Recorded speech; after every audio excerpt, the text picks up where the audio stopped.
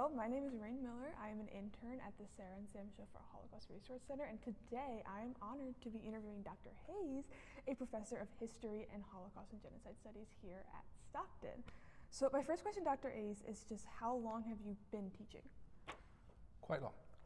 I first started teaching at Stockton in 1996. Wow. Cool. So that means it is 30 years. Wow, wonderful. And then, what courses do you teach at Stockton? I'm actually a historian, so I teach history class in modern Europe, especially Germany, the Soviet Union, sort of general modern Europe. But then I also teach specific Holocaust and Genocide Studies courses, including the history of the Third Reich. German history is really my specialty. I teach a course on Eastern European history, and I teach various courses on sort of memory work, Holocaust memorials and memory and commemoration.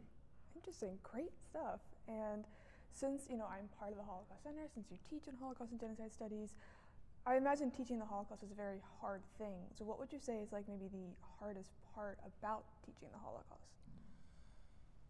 That's a tough question, actually, because the truth is I don't find it very difficult at all. I have to remind myself very often, that obviously the material is very difficult, and so different students and individuals, I have to say that we faculty are no different, that you have to understand that the material is going to be sometimes kind of gruesome and disturbing and potentially have an emotional impact.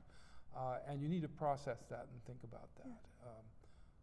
And I think that's one of the difficulties. More and more, I think it is just the distance between the events and today.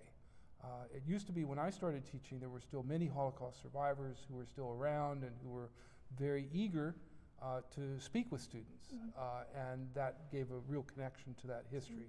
And as with any historical era, we dealt with the same thing in World War I. We dealt with the same thing when it came to the end of slavery. That there were former slaves, former enslaved people who could speak to their experiences. And at some point, that kind of biological sort of personal connection is broken.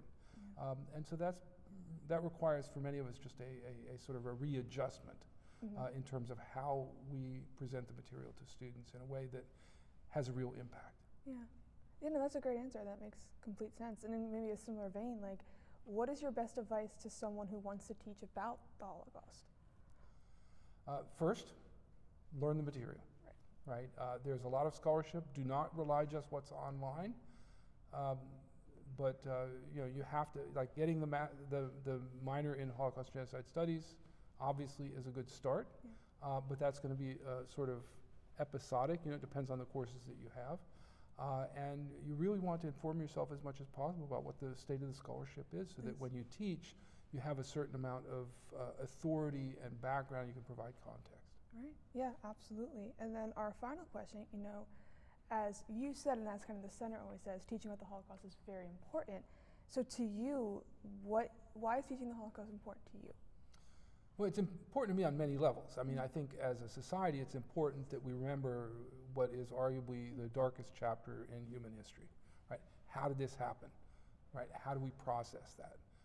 In terms of Europeans and Germans in particular, the question is, after any mass casualty events, sort of mass atrocity events, how do societies and individuals within that society then sort of incorporate that into their own understanding of their history? How do they confront it, right?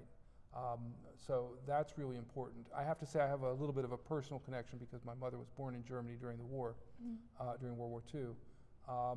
And so I have family that went through it. This isn't the main reason why I got into the field, but it does sort of factor into the way that I understand what I'm doing and why it's important. And then finally, I think it's important because as we look around us, we understand that the mechanisms that were at work back then or in any genocide aren't sort of out of context of sort of human psychology, human society structures, and things like that. So that it helps us to understand the world that we live in, and that those things that gave rise to the Holocaust or other genocides, they reside in every society, including our own, and so we have to constantly understand sort sort of what's going on around us. And so understanding the history helps us to understand our own situation, our own context. Absolutely. Well, Dr. Hayse, thank you so much for taking the time to answer these questions and to sit down with me. It was wonderful. It's nice talking to you too, and I hope to work with you more. Absolutely.